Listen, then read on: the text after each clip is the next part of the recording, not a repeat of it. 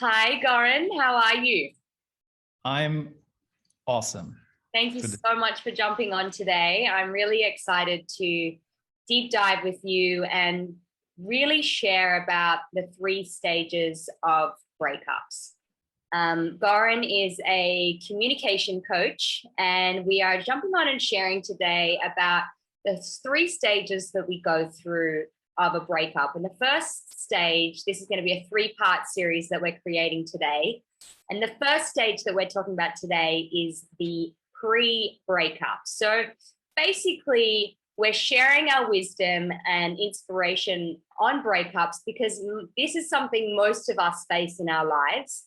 And I wanted to jump on and share today about, the first part today, which is the pre-breakup. So thank you for being here, Goran.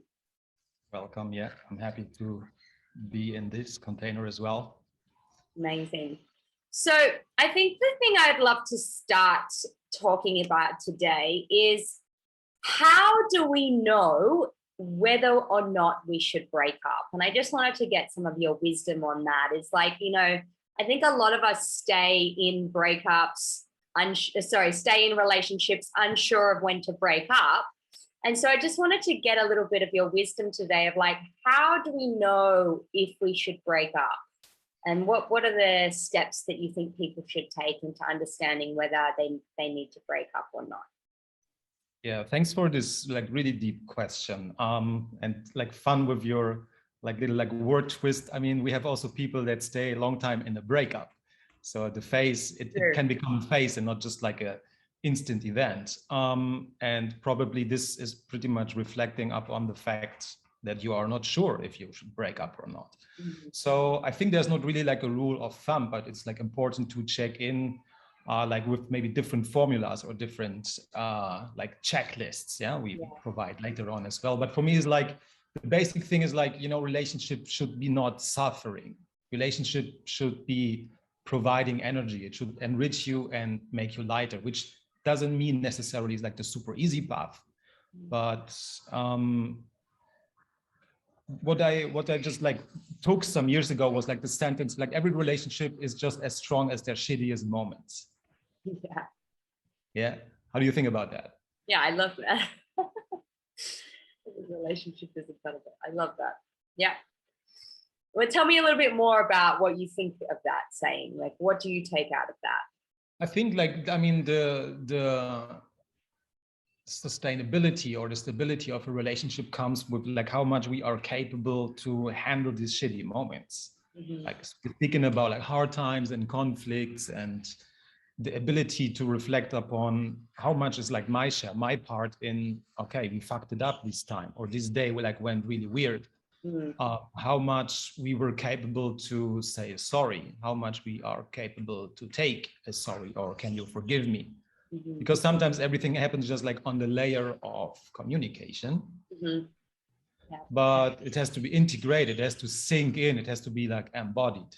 Yeah, you have to feel it, not just say it. And that's I think the major thing, because so many things are just happening in our head, but to convey it to the point where we can really feel it, that's the second part of that work. Yeah, totally. And so let's just talk about, just to give some, the people that are watching, some tangible ideas of things that we can think about when we are wondering whether this relationship is for us or not. And one thing that I would love to share is the percentage of how happy you feel in a relationship, and not just happy, but if you're 20%, having a good time and experiencing great times together, and 80% in pain and suffering and unhappiness, for me, that's just not going to be worth it, But I think it should be a percentage of at least thriving around, 70% of the time, and of course, or 80% of the time. And then if we're going through challenging moments, then it's definitely going to be the smaller part for me. That's it for sure anyway. Yeah, you touched for me the dichotomy of the rational versus the emotional. Mm-hmm. Because we may all have caught ourselves in starting a list with pros and cons for staying in that relationship or not. And then we have a total long list of cons. And just that reminds, I'm still in love. Yeah. I cannot help myself. Oh, I Even love them. Yeah. you stay even in love with people that treat you badly, that treat you as shit, and you come up with the question, why is that? What can I do? You know, do you want to like maybe like tear out this like energetical roots that are like stuck into your heart? And so the percentage is kind of a measurable thing, and I think it's really good for a diet or for your like running skills or something.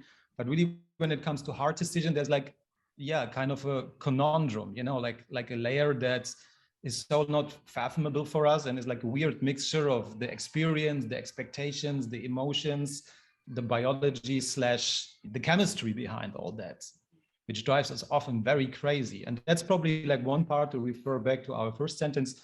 I think the relationship should drive you not more crazy than it makes you feel at ease. Even if it's exciting, and we get probably even prone to be addicted to that amazement, like this like amazement or like this entertainment that we have somehow. But if it gives us, another quote that I saw lately was like, if it costs your peace, it's too expensive. Right. Yeah. So, and this is like a thing like we have to really realize, and sometimes we are lost in perceiving that, and then we need some friends that gives us like a slap to the back of the head and says like, hey bro, this is not doing good to your soul. This is not doing good to your goals in life. You're just like totally like hooked.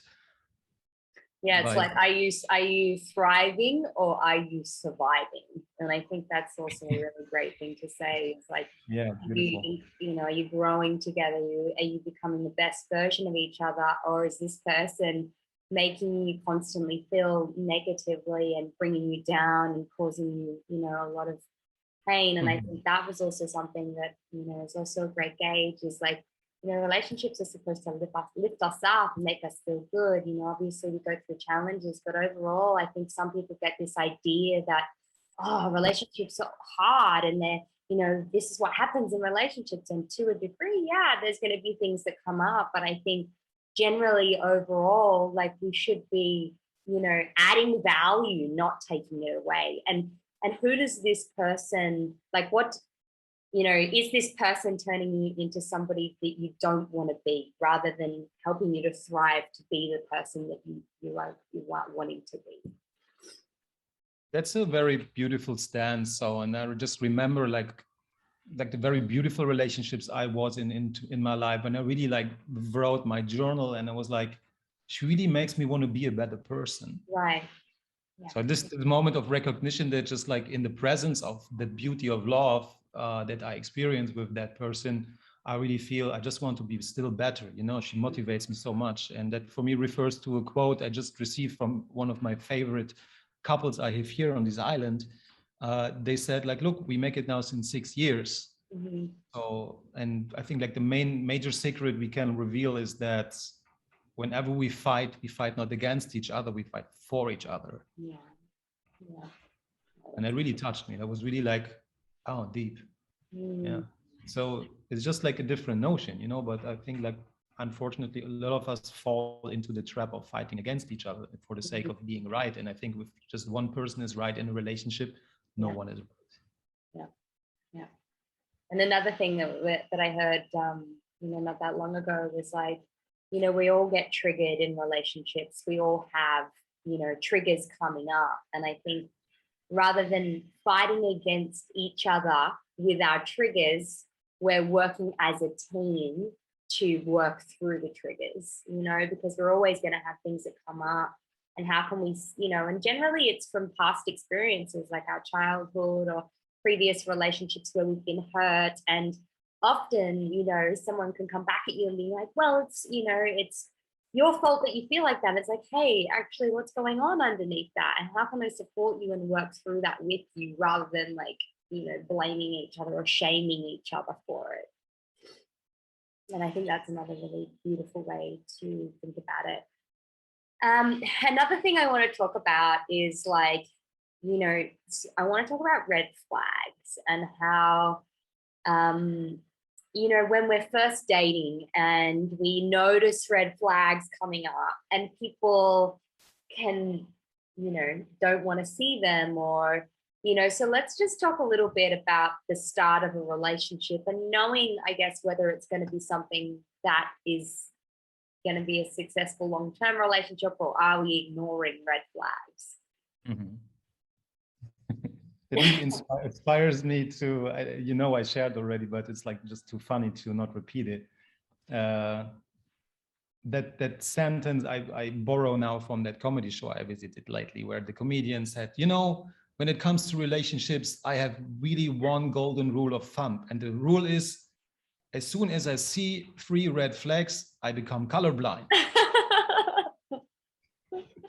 And I think this is a problem, because somehow like deep inside of us, or subconsciously, or even like touching the conscious realm of our like being, we know this is going to end badly. And we know this kind of red flags we overstep become the reason that we are annoyed, like in the pace of the, like, or in the run of the relationship, and probably even become the reasons then to part, or put it like in big doubts. Yeah. So, but also is the question, like, because it's like a little thing, just like a little voice in your head, but it's loud enough to not like over listen to it, it's not just like not to miss it. Yeah. But still we miss to act up on that. And I think like the most wise thing to a certain extent is just to run away, because you know what is coming. Somehow your system tells you, because you were programmed by past experience, as you said, like people that represent patterns like that in communication or habit with distancing, push and pull, will do not good to your soul. Yeah. But then you have maybe a strong connection, a strong attraction. We spoke about that, and maybe we can explore even a little bit deeper. And unfortunately, we confuse that, or do not even bring that together with compatibility. Yeah. Which is a major part. And it's just like what I say often, damn, the older I get, the more like notion or like validation for pragmatism I add to my selection process, but we probably find in that red flag situations that that the picker is busted. Mm-hmm. Yeah. And I also think, like if you're seeing, you're supposed to meet, especially at the beginning, you're supposed to be in a honeymoon period, like the first 3 to 6 months is supposed to be pretty amazing. And if you're already seeing red flags coming up and, feelings of untrust or, avoidance and stuff like that, I think, it's so important that we understand what red flags are and how to listen to them, because I think we can end up in, pretty tumultuous relationships when we're actually seeing the signs and we're ignoring them. So for anyone that's starting to date again, or, is wondering what are red flags, like get super clear on what red flags are. And if you're, experiencing pretty deep challenges within the first 6 months, it's 3 to 6 months, like if they're big challenges that you really are seeing as like, wow, do I really want to do this? If there's cheating or, avoidance and making you feel a certain way in a negative way, like, I think really pay attention to the signs, because it's like, you do really want to be going down that hole if you're already seeing these things so early on. So yeah. The other thing I want to talk about is, 5 things that I find really valuable when I'm evaluating dating. And the first, and so I'm going to talk about the 5 things. And, for me, these are the most 5 things important things you can have in a relationship. The first one is chemistry. So, what is the chemistry that you have on a physical level, on an emotional level, on a spiritual level? And, your chemistry is how you become attracted to somebody. The next one is compatibility. So it's like, how are you compatible? Do you have the same values? Are you wanting the same things in your life? How do you resolve conflict together? Are you both into self-development? Do you have anything else to say about compatibility? Yeah, I mean, I had this idea of like a relationship bingo, and you can like do that probably in the beginning, but also to check in as we evolve, especially with goals and with values in the relationship. Yeah. So compatibility, I think it's good to have a clear talk about where do you want to go with that relationship? What is your values, especially when it comes to like multicultural relationships. Yeah. Because by my personal experience, by what I have as shares like around me from my community, is like really that whatever like lands in you very, very individually or personally, if you do a bit of a deeper research, most of that stuff is very cultural. And it's so deeply ingrained. Like in the corporate world, we have that saying like, culture eats strategy for breakfast. Yeah. So it's like something is like the water that is surrounding the fish.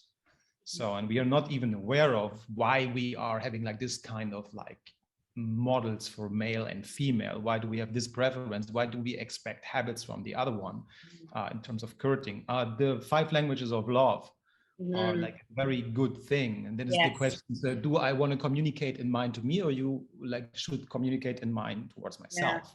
Yeah. That's like a big topic. And I think there's all these little frameworks I can just like recommend to anyone listening here right now to just grasp deeper. I mean, there's so many amazing professionals and channels out there just to go deeper in the reflection of this beautiful realm and complex realm of relating. Courting is a topic. So like, what do you need to feel well? So what does it mean if you behave like that? And I think like, because we are in a pre-breakup phase, but probably like already like when it's like going downhill, I think it's good to have established anyhow before kind of a regular check-in. Yes. Monthly, like in a fortnight, or like maybe even every Saturday you sit there for a coffee and say like, hey, how is it going for you with me? Or how is it going inside you with me, and so forth. Yeah, this is the next thing I wanted to talk about, was chemistry, compatibility, and communication. I think it's one of the most important, if not the most important part of relationships. And, check-ins, having, once a week check-ins can be, such a great way to talk about what's working and what's not working, because otherwise we get up all this pent-up resentment, and, we've got all these things going on inside of us that are not being spoken about, and then they come out in passive-aggressive ways. So yeah, I totally agree. Like communication is the most important thing, and the more you can create space and create different dialogues where you are not having even a conversation, but even just putting on a timer and letting that person speak and just listening, rather than feeling like you want to say something while that person's talking. And I think that can be super powerful as well. Great. Big time. Yeah. It brought up just the thought, even if I do not want to like super expand that topic here, but to grow and develop your awareness about your attachment styles. Because probably like something the other one like shows up in front of you is something she or he's not aware about, and it's making super sense for them to act like push and pull, because they are by your habits triggers in the way they have to go in and out to regulate their emotions, but you think they are just like nuts or totally like ambivalent. But for them it's like very consistent behavior because it expresses the regulation of the emotional landscape inside of them. So it's good to know about, and even if it looks like like a little bit woo-woo or like a little bit insane for you, it's probably just the way of how they cope with the way you cope that you are not aware of. So you see, it's like we do not study relationships before we go in relationships, like every car driving school would like declare you mad to do that. It's just like the nature that we are equipped with, that we are attracted, that we start something, but we have no idea. Yeah, exactly. And attachment styles is a really, really great way. If you don't know what attachment styles are, I would do a little bit of research on them, because that explained a lot for me.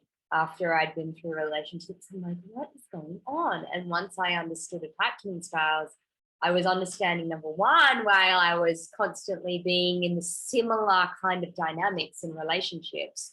And number two, how to stop it, so that I can start to become more secure in myself, which in turn, then you're able to start attracting more secure partners.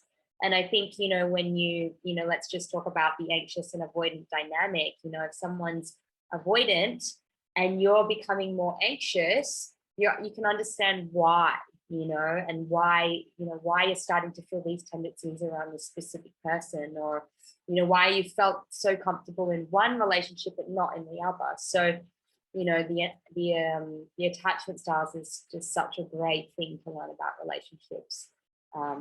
Yeah, gave me so many answers. And with that, the next stage is commitment. So, are you both committed? Are you really both committed to working through the challenges, working through everything together? And I think when you are, in a relationship where it's like back and forth and back and forth and broken up and back together and broken up and back together, I think it's just such a red flag, because ultimately relationships that are constantly back and forth aren't generally going to last long term.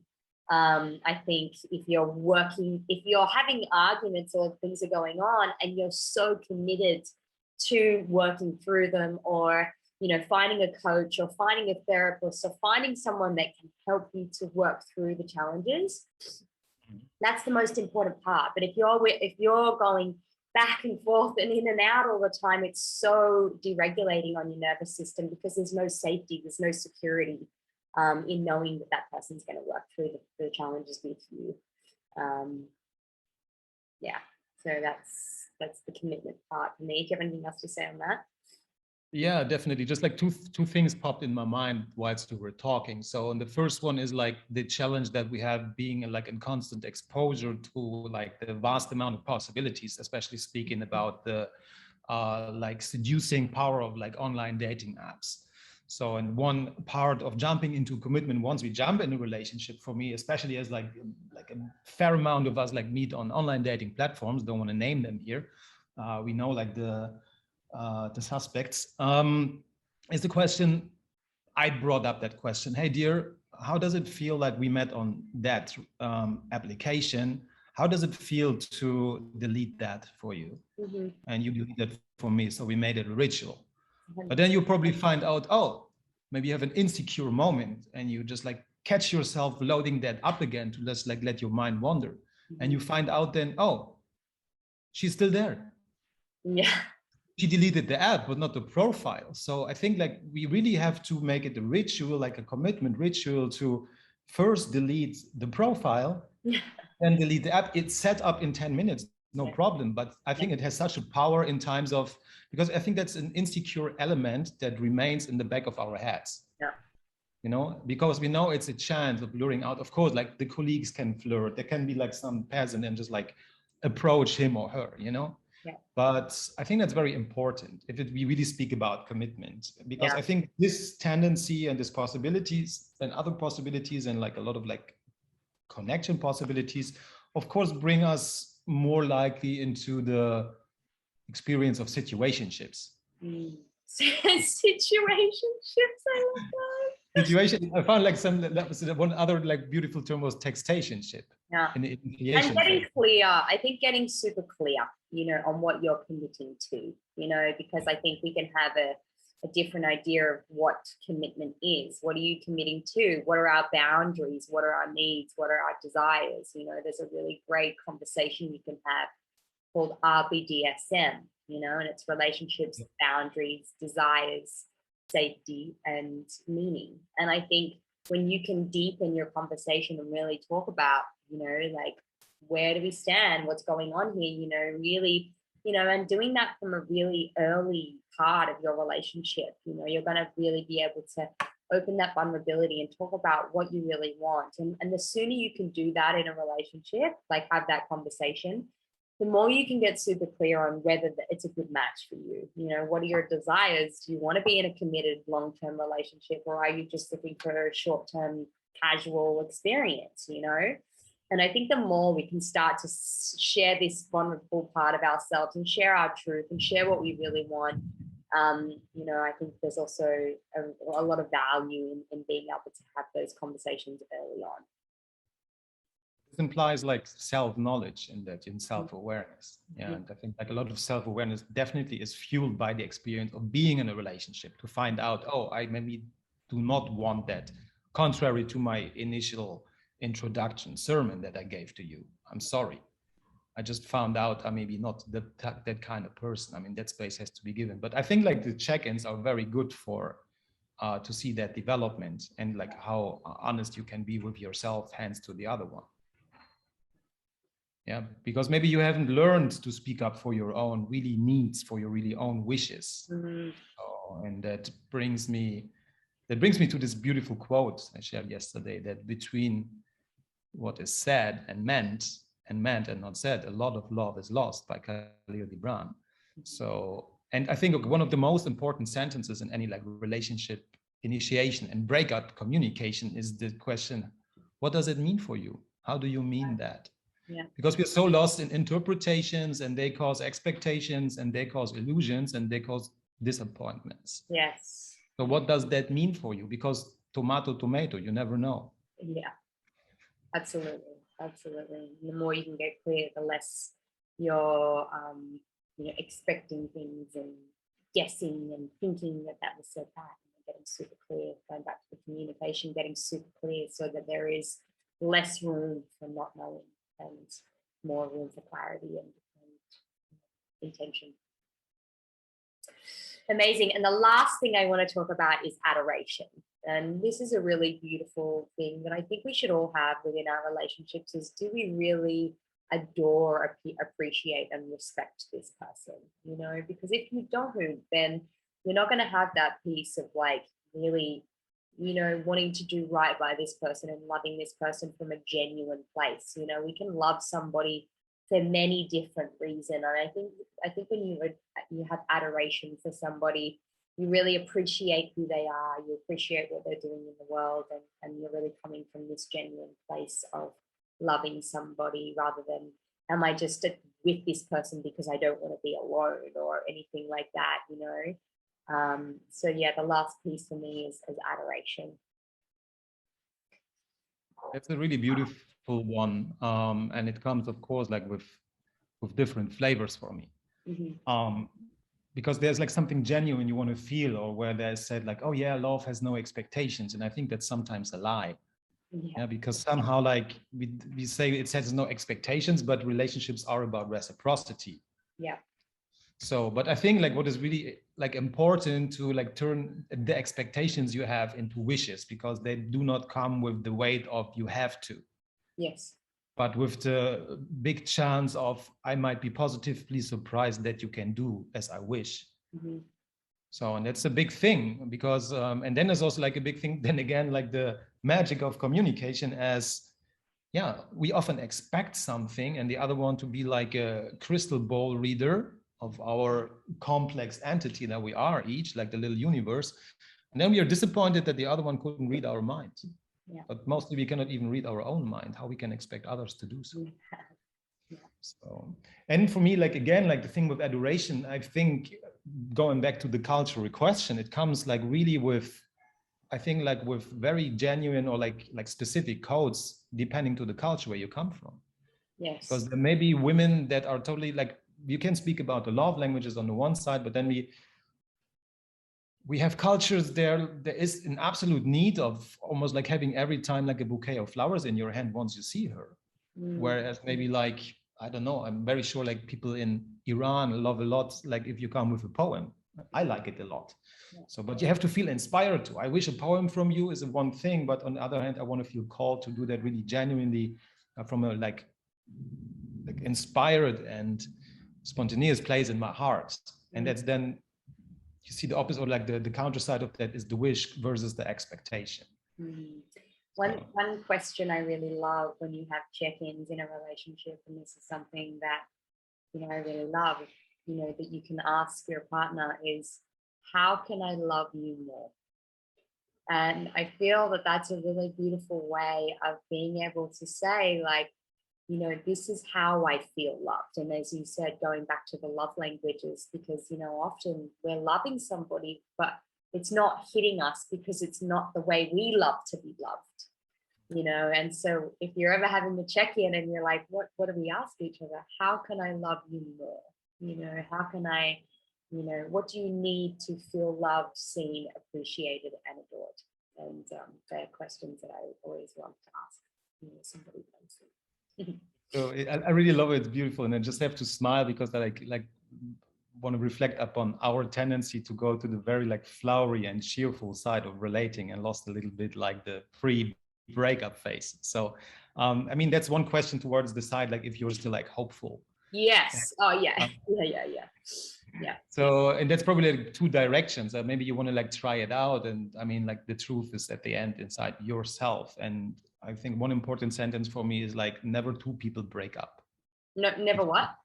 Never two people break up with each other. It's one person that breaks up with the other one. Yeah, and I have like two things to add. So like one was the very beautiful question, like for arguments I got from from a coaching course I did some years ago, was the question, would you marry yourself in the way you are right now? Towards me. Because it really touches, because someone has the wish, but this brings maybe yourself back on, okay, what is your share? What is your contribution for the downhill road that we are taking in this moment here right now? Yeah, and let's sit in presence. And it's a hard thing when you're so triggered that you just like, and it can come from either one, that you just like reach your hands and do this and have this eye gazing, or just like a sitting down and kind of like tailor seat and breathe. It's so hard because we lose pace, because maybe the person that you let so close to you knows all their triggers. Yeah, for sure. And I think another thing is like, you know, if we're really triggered, if we're really in a state of like feeling really activated and triggered, things aren't going to get solved, you know, because you're coming from your wounded state. You know, the best thing that you can do, because when you're triggered, you go into fight, flight, or freeze, right? And then you start saying things that you might not mean, or, you know, coming from this wounded place. And I think the best thing that you can do when you are feeling triggered is just having a bit of time out, you know, just like cooling off, you know, even just like saying, hey, you know, can we have 20 minutes just to, because then you're able to calm back down, and then you can do, you know, there's many different dialogues that I teach people of like how to, once you've had a trigger come up, how to come back together and talk about it without, you know, creating this yelling again. It's, you know, going back into a way of like being able to listen to each other, so that you're not coming from this state of like, you know, unconscious words and actions and trying to hurt somebody. I think one important thing I wanted to add like to this very like worthwhile or valuable practice in relating is the one that leaves the situation or the conversation container. I think it's an obligation to say when they come back. Yes, 100%. 100%. Yeah, and there's also like a tendency of, you can overuse that. Whenever there's a conflict, I take my 10 minutes now. Yeah, I mean, you would say like, let's come back in 15 minutes or something. You would always let the person know of you know, taking 10 minutes and then coming back together. Yeah, because it can be like, for someone that has kind of an abandonment issue, it can be like a strong 100%. Trigger. And the other one runs out, and you just get re-traumatized and re-traumatized and re-traumatized. 100%. No, the most important part is the reconnection, the coming back together, and making sure it's only for a small period of time, just to cool off, to breathe, think about it from both sides. Like, you would tell the person, hey, can I have 15 minutes away? And then can we come back together in a second, you know, in 15 minutes, you know, that's, yeah, thank you for sharing that, because yeah, that's the most important part. Okay, so I feel we might be coming to the end of the pre-breakup. Is there anything else you want to share today before we sign out today? I think I typed that from a story I got from a wedding. Some friend of mine was attending a wedding, and the couple just made a very distinct, very special promise that should be maybe like the general thing in the beginning of a relationship at all, that we forget when it comes to self-love, which is I think the key to love at all in a relationship. And this couple was standing in front of the altar, and the promise that they made were, I'm gonna take care of myself. And then he replied, yeah, and I'm gonna take care of myself. Well, so, and I think this is like the best thing we can do to avoid coming too quick, too close to a breakup situation that mostly is overheated, is fueled, is full of resentment and pain, and like a blurred side towards each other, because we lost somehow we lost somehow like this point of caring for ourselves, what like kept us up to be that person that the other one was attracted in the first place. And so a breakup, to be hopeful about a breakup that is like unavoidable, is that due to that process, being with the other one, we start losing ourselves. So the breakup on the one hand is like the reconnecting to ourselves. Yes. And sometimes there's no other way. And you that can look forward to that. Our biggest breakdowns can be our biggest breakthroughs, you know, and sometimes we need to go through this to come back up the other side, right? And, you know, I think that's something to remember if you're experiencing or thinking about going through a breakup and you're just like, oh my gosh, it feels so scary. You know, it's a process, but you will come out on the other side. And they're all relationships are there to teach us. And it doesn't mean that the relationship has failed. It just means that it's time to transition and it's not serving you anymore. And I think that's something great to remember when we're coming out of a breakup. It's just time to transition into something else. Something I commend to like in the workshops that I do. When it goes downhill, you gain momentum. When you what? When it goes downhill, you gain momentum. Yeah. To continue, because life goes on. You know, it's probably not worth like sticking to something that just exhausts you. Yeah. And also coming from a third, you know, if you're unsure, it's like, oh, I don't know, you know, I think we can end up in this, like, you know, am I doing the right thing? And the best thing you can also do is zoom out from a bird's eye view. You know, if you were looking in at your relationship, you know, from a third party, would you be telling your friend or your sister or your brother to continue, you know, doing this? Is this, you know, what would, if you were to zoom out and look at the relationship from a bird's eye view, what would you tell your friend? What would you tell your sister? What would you tell your brother? Absolutely valuable. We cannot coach or consult ourselves. We will fail with that. Right. Well, thank you so much for being here today, Goran. I really, really enjoyed chatting to you. And I think a lot of people have got a lot of value out of what we shared today. And we're going to do 2 more parts of this. So the next part is going to be what to do during a breakup and what to do after. So stay tuned with us and we will be sharing more about breakups and how to go through them.